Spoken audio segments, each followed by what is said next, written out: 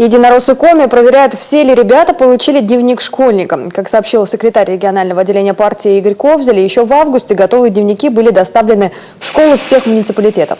1 сентября издания получили ученики первых, вторых, а также кадетских классов. В ответ от благодарных родителей в региональное отделение уже поступило множество положительных отзывов.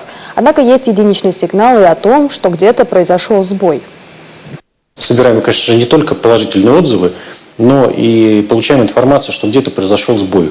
Кто-то недополучил дневник, кто-то поменял место жительства, где-то открылись новые классы, о которых мы не были вовремя поставлены в известность. Поэтому мы собираем всю информацию и уверяем всех, что дневник найдет своего первоклассника, и все ребята получат этот замечательный новый хороший дневник.